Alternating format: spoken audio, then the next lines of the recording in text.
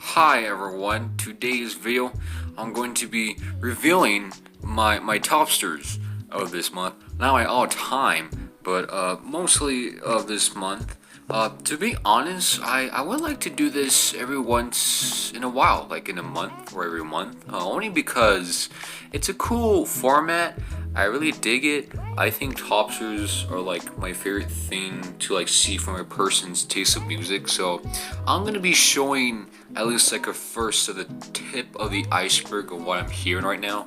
This isn't my topsters of my favorite albums. Again, this is just the topsters of the amount of music I'm hearing monthly, not through my all time. So hopefully I don't get people confused with this.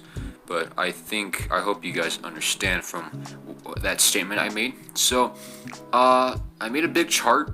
I put all the music's albums in there, and from the bottom is my least to the top is my most favorite. So, bottom, least favorite, bottom, top, most favorite. You get the gesture, or what kind of, but usually no particular order. Let's just get to it. So, I'm probably gonna remove myself because my fat head is gonna take the whole box. So we're just gonna get to it. So right here in the way left, we have Duster. Start off here. This is a very slowcore album that is really neat. I think Echo Bravo is my favorite song. Really amazing. Next we have T-Rex by his Slider, basically the album after Electric Wizard, I think it was called.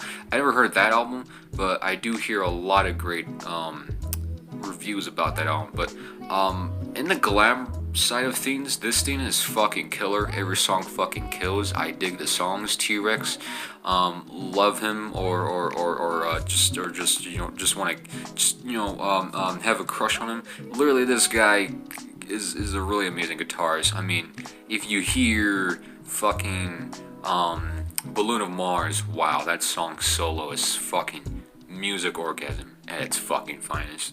Next we have a jazz record, Charles Mingus, The Black Sinner, Saint Lady. This is a jazz record that I do like. I do think the boom thing is pretty dope. I do like how Charles Mingus hot-headed ass genius works well with this album.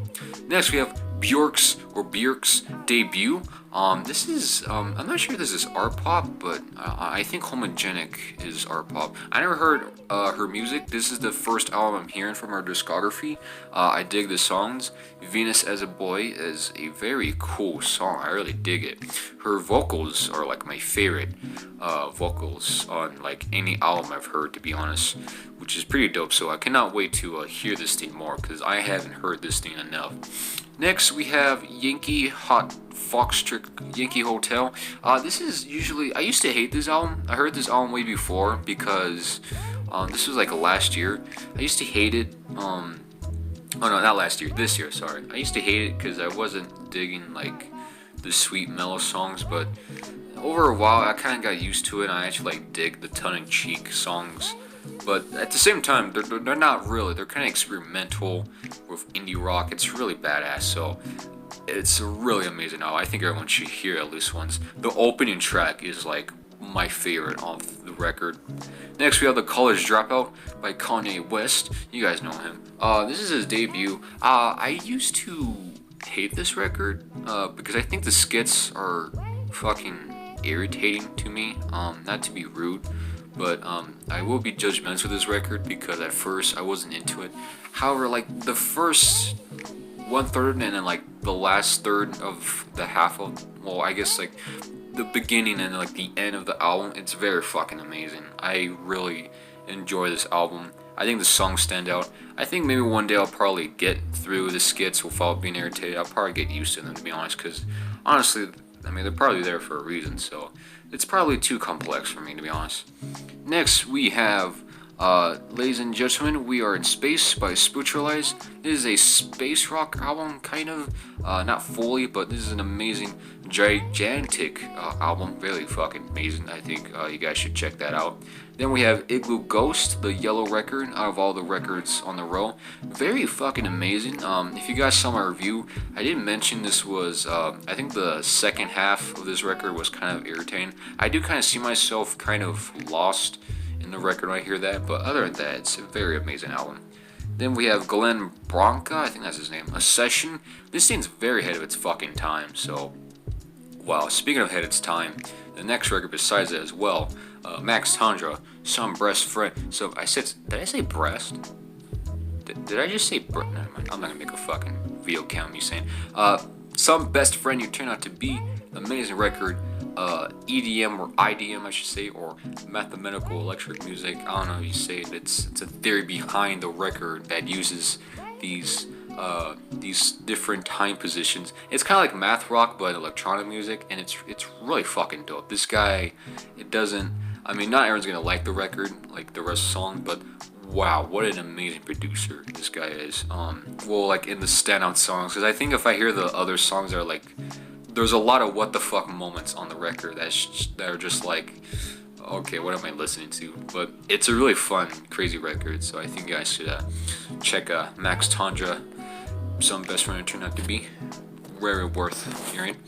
Next, we have the top big boy ones. Is here we have, oh shit, holy shit! Almost dropped my fucking phone. Okay, my bad.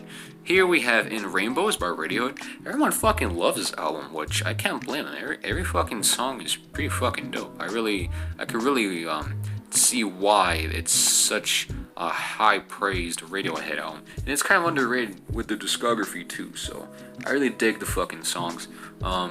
First off, I think Videotape is an amazing closer. Really love the dark melody, and they even use electronic music on this shit. I never heard Kid A, so I don't fully know Radiohead's full experience with electronic music into their, I guess, art rock, but it really works, which is surprising. Alright, so next we have Slint Spiderline. I'm not sure if this is math rock or post-hardcore. A lot of people have a hard time define this album genre-wise, which I think I can tell. At first, I was underwhelmed by this record. I thought it was gonna be like an ongoing hardcore rock album, but really it's just like a slow-tempoed songwriting approach of a record. So don't go to expect this album to be like really amazing. That's not how I got the first impression. I mean, I wouldn't blame them for a person who heard this thing like the 100th time to say this is like one of the best records ever made, or the record that changed rock forever. I wouldn't blame them, because at the same time, I do think there's some highlights on the fucking album that really works and that makes that statement proof. But I don't know, you guys hear that for yourself and see if that works for you or not. Then we have The Smiths, The Queen Is Dead. I love the songs. It's very fucking catchy. The opening track is another record that is my favorite. So Morrissey, love him or hate him, sexy singer. I don't know what else to say. Alright, next we have Loveless by Bloody Valentine. Oh my god, this is a shoegazing album, which is pretty dope. So I barely got into shoegazing, don't know much of shoegazing, so I'm pretty just gonna say this is like the first shoegazing album. I'm like really expanding the time on this shit, so we gotta hurry. Next is another shoegazing slash dream pop slash electronic music, pretty dope, Sweet Trip, you guys should check it out. Then we got the Beatles White Album. I'm speaking so fucking fast, we gotta hurry. This record is fucking dope. I mean, I do not like the middle section of songs. The track listing is quite messy, but other than that, the songs just stand out. Revolution 9, the Beatles were fucking ahead of their time, holy shit. Let's move on to the third row. We got The Glow Part 2, we got Foster the People's Torches, we got Jellyfish Spilled Milk, we got Dry Clean New Leg. I reviewed that album, give it an A-. We got the new record, Entertainment Death, give that an A, probably like the highest rated album I rated or reviewed of this year. You guys should definitely check that album out. Then we got Marvin Gaye's What's Going On. I barely got into the guy's album. It's really, really fucking ahead of its time. The quality is a beauty. God damn. Alright, no, you know what? Fuck it. I'm just gonna like show the whole Topsters. I think it would have been more necessary to like show it to you guys fully. But, fuck, whatever. But I mean, yeah, I'm just gonna show my whole Topsters. Yeah, this is my Topsters basically. You guys could just leave the video if you want. I wouldn't blame you. This shit's like going too long. But here, these are my Topsters. We got Heaven to Las Vegas by the Cocktail Twins. Wow, this is a very fucking druggy album, and the mixing is fucked up. Like, I cannot hear the singers' lyrics, but at the same time you can. So It's not too bad. But I guess it just works. We got Waves of King of the Beach. Best fucking summer album, must I say. Super Soaker is like the best fucking summer song to play. I'm gonna be playing that shit all day long. We got Arlo Parks' Collapsing Sunbeams. Very badass song title, album title name, and very cool album. You might be wondering, why is this higher than the albums I rated higher than this? This is a low rated album compared to the other albums below it. This thing grew on me a lot, dude. This thing grew on me quite a fucking lot. So I think Arlo Parks is probably my favorite artist of this year, to be honest. I mean, the girl is head of the game.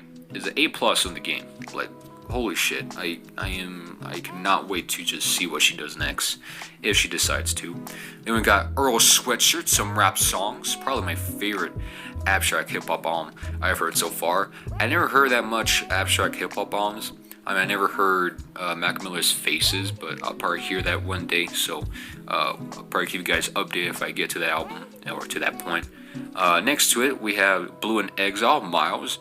Best fucking jazz rap album of 2020, I must say.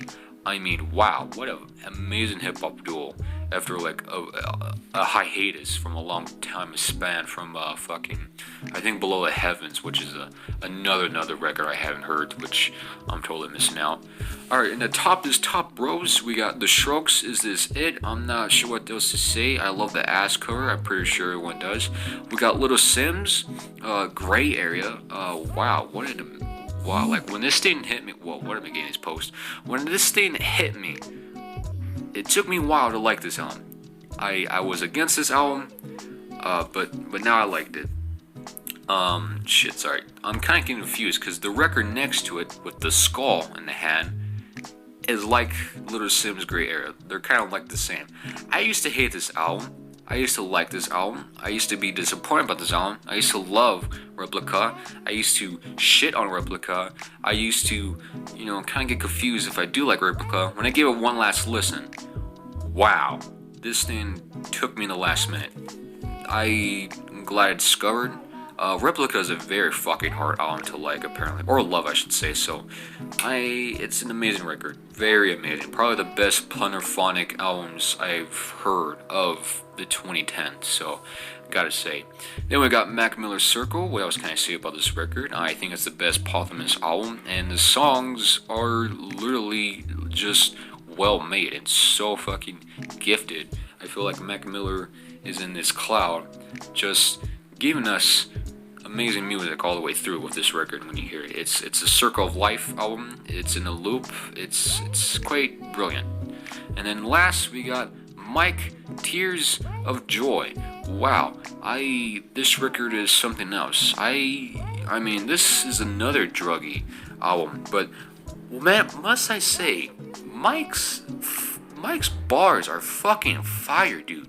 This dude knows how to describe a subject or a theme or storytell very amazingly. The guy's lyric credibility is on another fucking level. So, Mike, you did not get too much. You did not get much appreciation. All right, you deserve more praise, dude. Dude deserves a lot of recognition with this album and his music as well. So that is my Topsters. I hope you guys enjoyed this long ass video. Hope you see what album you like from here, and drop your Topsters on below and see what albums you like from this college grid graph chart. And I'll see you guys tomorrow. Goodbye.